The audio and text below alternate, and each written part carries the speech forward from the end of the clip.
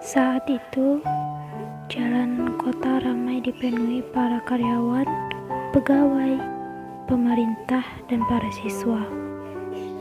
Lail, anak 13 tahun yang hari itu adalah hari pertama ia masuk sekolah setelah libur panjang.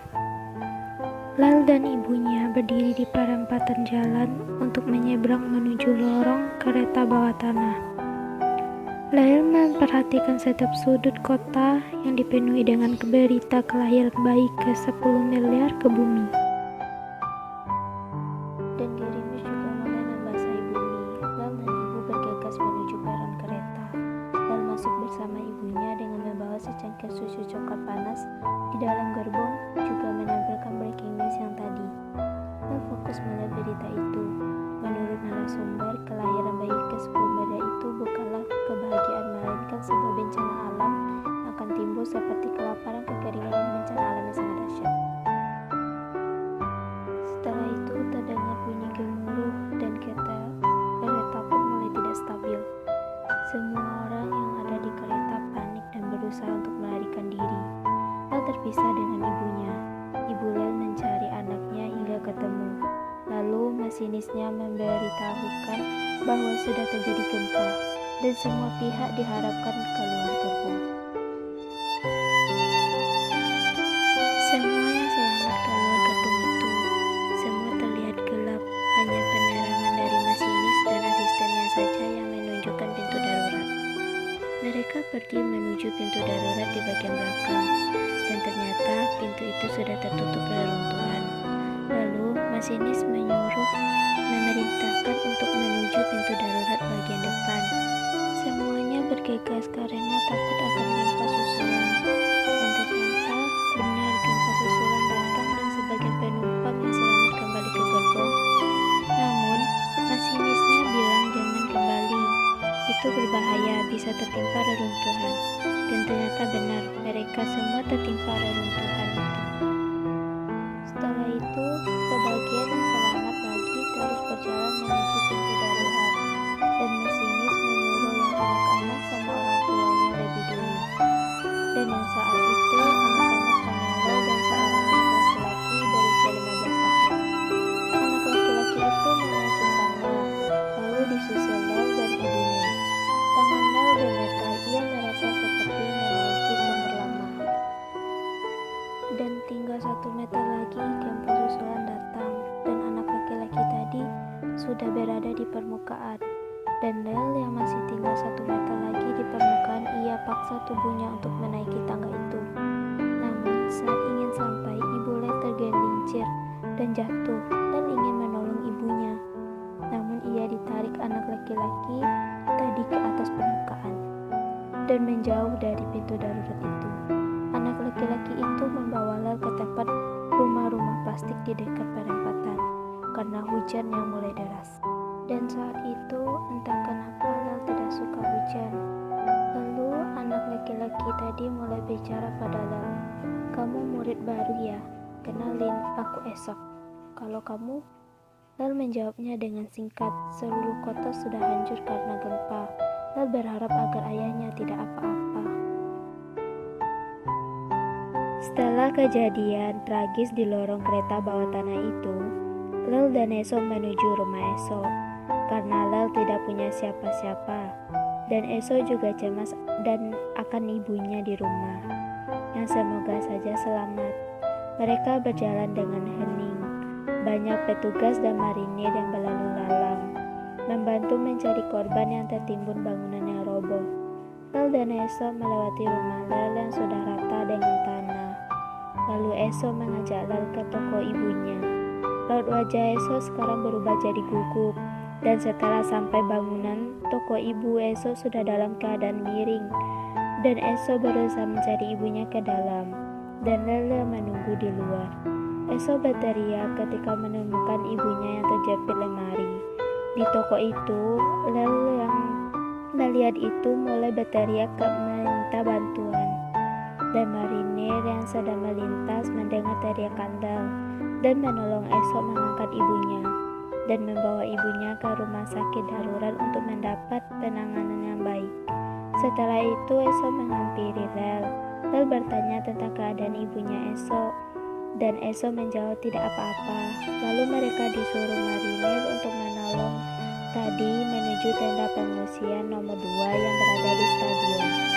Ketika Lel sudah dibangun, Lel tidak menemukan Esok di sana.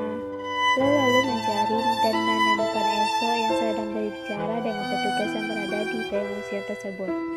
Esok selalu ada di masa-masa susahnya Lel.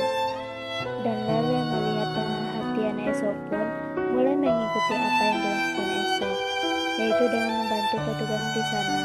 Lel mulai dengan menjadi tukang pencuci kuali dan panci di sana. Dan hari-harinya pun ia lalu dengan kesibukan mereka masing-masing, di mana Esok yang bekerja sebagai pengantar surat ke pengungsian-pengungsian lain, dan saat malam hari pun Lel menceritakan hari-harinya yang mana ia dinaikkan menjadi tukang masak dan tidak mencuci pantat kuali dan panci lagi. Dan Lel juga bilang pasti Esok yang meminta ke petugas itu agar Lel dibolehkan memasak, dan Lel sangat berterima kasih. Semua kota sudah mengalami pemulihan dan pengungsian pun akan ditutup. Bagi anak-anak akan dipindahkan ke panti asuhan, dan bagi dewasa akan dipindahkan ke rumah susun. Dan saat itu Esok dan Lel berkeliling kota dengan sepeda merah yang diberi marinir kepada Esok. Lel sangat senang dan mereka mengunjungi tempat di mana mereka pertama kali bertemu, yaitu pintu darurat kereta bawah tanah yang sekarang sudah ditutup rapat. Lalu Lel menatap pintu itu dengan sendu dan Esok menguatkannya. Lalu mereka menuju pusat kota yang sedang melakukan pembangunan taman main.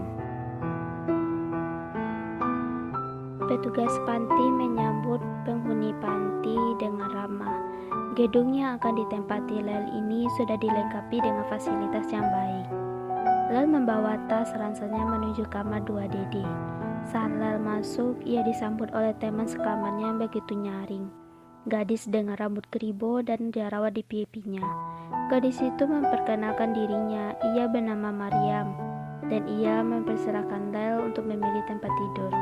Dan Lel memilih di atas. Di dalam kamar itu disediakan satu buah ranjang tingkat untuk 2 orang dan di 2 lemari. Dan di setiap tingkat ada pengurusnya. Lel menjalani hari-harinya di panti dengan biasa-biasa saja. Ia berangkat sekolah, lalu pulang dan mengikuti kegiatan sorenya, yaitu menghias kue bersama teman sekamarnya. Dan di saat hari Minggu, anak panti dibebaskan berkegiatan di luar. Dan Lel selalu tinggal, namun kali ini ia bosan dan memilih keluar menuju halte bus dan menaiki bus rute 7 menuju tempat favoritnya, yaitu Central Park. Setelah kejadian itu, Lel dan Esok menjadikan hari Minggu pertemuan tetap mereka. Namun di pertemuan kali ini, Esok mengatakan akan tinggal dan menetap di ibu kota karena ia akan kuliah di sana. Dan saat itu Lel tidak tahu harus bagaimana. Ia hanya terdiam. Tadi dia juga terlambat ke air mancur karena wali kota mengadakan jamuan makanan peringatan 2 tahun bencana besar gempa bumi. Esok berusaha untuk tidak membuat Lel sedih. Lel bertanya berapa lama Esok akan kuliah di sana, dan Esok menjawab 3 tahun. Seperti ada beban berat yang menimpa dada Lel. Mungkin mereka berbicara lewat telepon, tapi itu tidak sama rasanya dengan bertemu secara langsung. Lel menatap gedung bertingkat yang sedang dibangun di dekat kolam air mancur, agar Esok tidak melihat matanya yang berkaca-kaca. Lel terkejut bahwa orang tua angkat dari Esok adalah wali kota. Lel menyapa wali kota itu beserta keluarganya, dan Esok berpamitan dengan Lel dan meninggalkan Lel yang mematung. 1 bulan sejak percakapan di kolam air mancur, Esok berangkat. Lel meminta izin kepada Ibu Suri agar dibolehkan keluar, dan Ibu Suri mengizinkannya. Lel tiba di stasiun 5 menit sebelum kereta cepat berangkat. Esok sudah bersiap-siap akan menaiki kereta bersama ibu dan adik angkatnya. Lel ragu untuk menghampiri mereka, namun ibu wali kota melihat Lel dan melambaikan tangan ke arah Lel. Esok juga melihat ke arah Lel. Lalu ibu dan adik esok memberi jarak agar mereka bisa bicara. Lel memberikan topi rajut yang bertuliskan The Smart One. Esok memakainya. Suara peluit terdengar melengking, tanda penumpang harus naik ke atas kapsul. Ibu dan adiknya kembali menghampiri mereka, dan esok menyalami ibu dan adiknya itu. Kereta berangkat dengan kecepatan tinggi. Lalu ibu esok menawarkan tumpangan ke arena arah mereka sama. Namun Lel menolak dan ibu esok terus memaksa hingga akhirnya Lel menerima dan pulang bersama ibu wali kota itu. Sejak hari itu, esok terpisah ribuan kilometer dari Lel. Lel ingin menghubungi esok, tapi Lel takut mengganggu esok dan Lel hanya menunggu esok yang akan menelponnya. Karena bosan dengan kegiatan menghias kue, Maryam ingin pindah kegiatan. Ia mengajak Lel, tapi semua kegiatan di panti itu membosankan. Lel tidak mengerti dengan Maryam. Ia membawa Lel menuju tempat pusat relawan. Di sana mereka mendaftar dan resepsionisnya menyuruh mereka menuju lantai 6 untuk melakukan tes. Mereka bertemu dengan petugas yang akan menguji mereka. Petugas itu heran kenapa mereka mau jadi relawan di usia muda. Dan Maryam menjawab kalau dia bosan dengan kegiatan yang ada di panti. Lalu mereka mengikuti tes tulis yang soal Lel dan Maryam yang sangat berbeda. Lalu setelah mengerjakannya, mereka pulang menaiki bus rute 7. Saat itu, rambut keribu Maryam yang tambah mengembang dan jerawatnya yang memerah. Maryam sangat kesal. Sekarang, mereka hanya menunggu pemberitahuan lulus atau tidaknya mereka seleksi.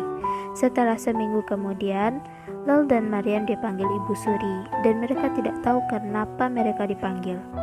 Maryam dan Lel adalah yang paling sering dipanggil pengurus panti. Namun kali ini mereka tidak membuat kesalahan. Ibu Suri tersenyum kepada mereka. Ibu Suri sangat senang karena mereka lolos seleksi masuk organisasi relawan. 1 tahun berlalu tanpa terasa kesibukan yang Lel dan Maryam jalani di organisasi bisa mengusir banyak pikiran dari kepala Lel. Kenangan atas bencana gunung meletus, ayahnya, ibunya, termasuk esok yang sudah tinggal di ibu kota.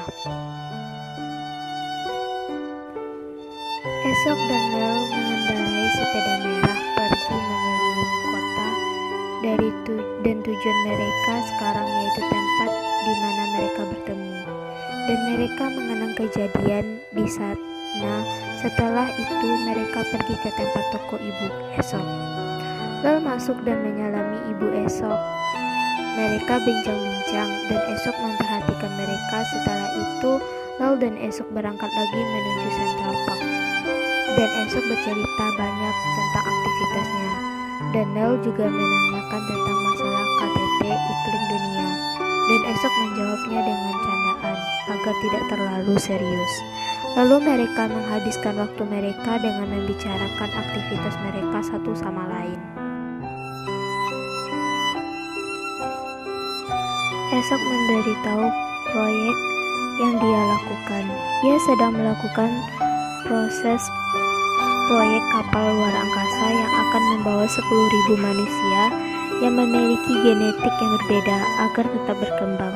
Dan kapal itu akan berangkat 4 minggu lagi.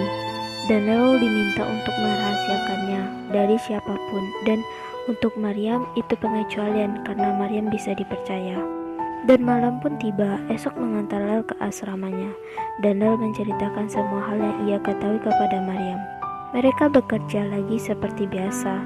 Dan di saat istirahat, wali kota datang menemui Lel dan mengatakan semua hal tentang yang terjadi selama ini. Dan di ujung pembicaraannya, wali kota memohon agar Lel membujuk esok untuk memberikan 1 tiket lagi kepada anaknya.